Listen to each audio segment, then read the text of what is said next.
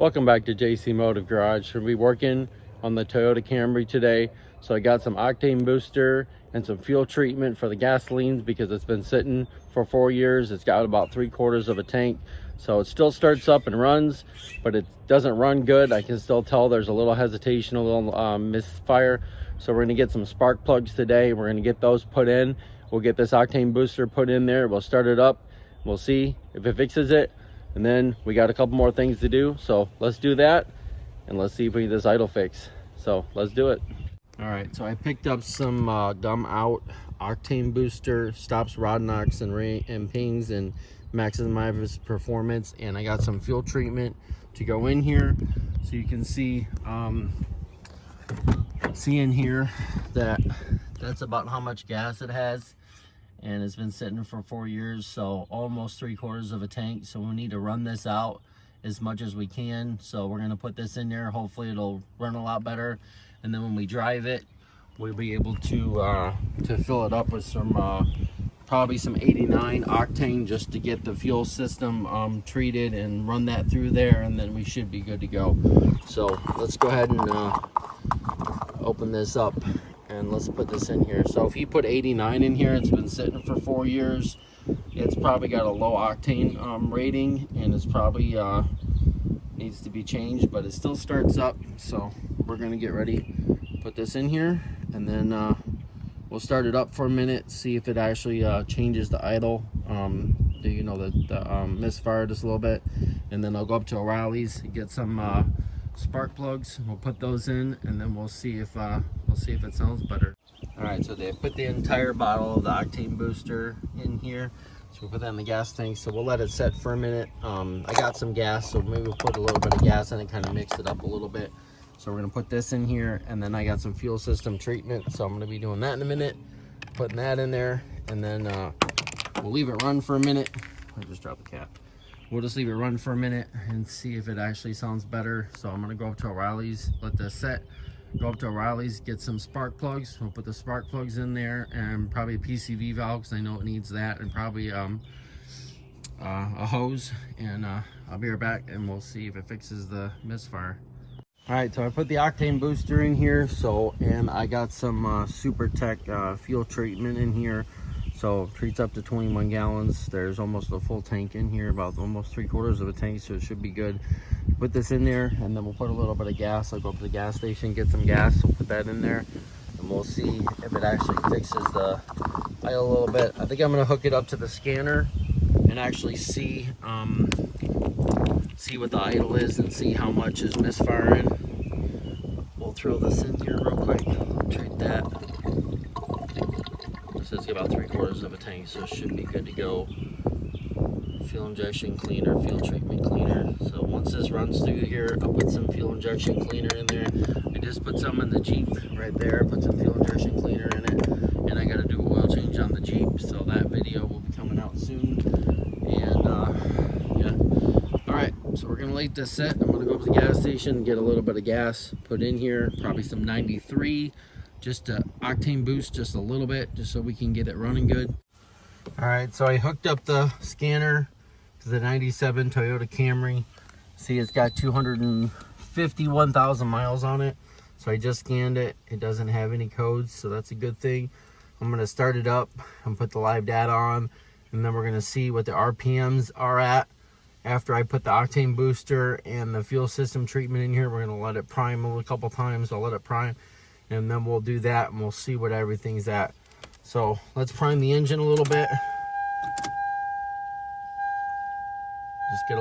Just get a couple turn of the key, get that up just a little bit, fuel pressure, just to get that old fuel, out of there.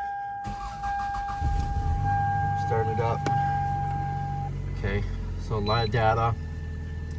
So we'll hook up the live data real quick. We'll go through this to see what everything's at. So we'll give it a minute for that fuel to run out that was in the lines and in the fuel filter. So hook this thing up. So right now ETC is 57 degrees. Map is 10. Engine RPMs 1225, 1235, 1246. So we'll let it warm up for a minute. let it warm up, see what it's at after it idles down. Spark Advance 16, 17, so that's good. That's the same thing as the Integra, so that's perfect. IAT 70, TPS is 11.4, so that's the same thing as the Integra, so that's good. TPS is good. Let's check the O2 sensors real quick. So the O2 sensor, so this is your bank 1, and this is your bank 2.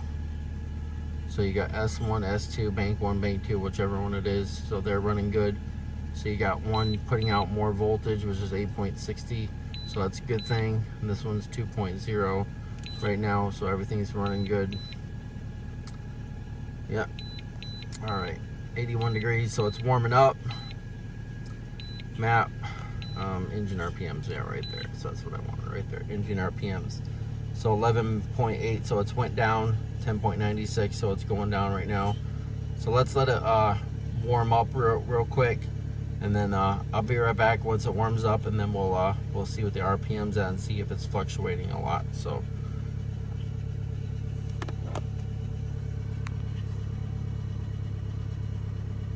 it's actually sounding better. Still got a little bit of misfire. You can hear it. Listen.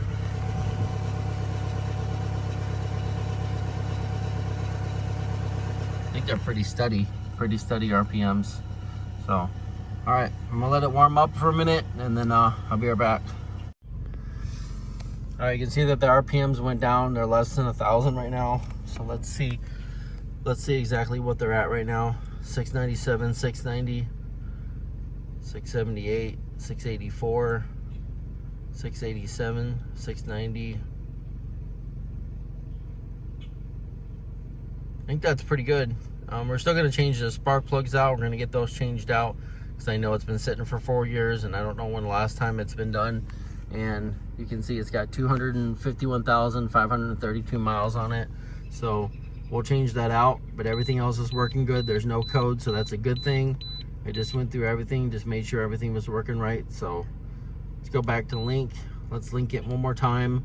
We can check it for any codes. But it seems to be running better now. They got that octane booster in here. Yep, no codes. Let's give it a little rev. Yep, engine RPMs are going back down, so that's a good thing. Still think that spark plug is going to need change. All right, so now that we got the idle issue somewhat taken care of, so the idle's good. I was going to go buy some spark plugs, but I think the biggest issue is trying to find out where the oil's leaking. So when I start it up, it's leaking between the transmission and the engine, and I'm hoping that it's not the rear main seal and it's just between the inspection plate and the oil pan. So what I'm gonna have to do is I'm gonna have to jack it up. You can see, I'm gonna try to go underneath here so you can see exactly kind of what I'm looking at. So right there is where the oil's leaking from, right there, and it's leaking a little bit on the exhaust right there, but it's coming down right there, and you can see right there. So it's not dripping when the car's off, but when the car's running, it's just dripping out of there. So I'm hoping that it's not, and it's just the seal, like, you know, between the, not the transmission and the engine, but the oil pan and the inspection plate. So what I'm gonna have to do is take off the inspection plate and kind of look to see where the flywheel is and see if it's covered in oil. If it's covered in oil, then I'm probably gonna have to separate the transmission and the engine and just pull it back a little bit, get the torque converter off, the flywheel off, and actually get to the input shaft or output shaft and replace that seal and put it all back together. So that's what I'm looking at. So yeah, and then like I said, we got to do a trans flush on it, and then oil pan, gasket, and that. So I'll do all that once I figure out this engine oil. That's why I haven't been driving it. I want to get plates on it, but as you can see, I drive it and I started up.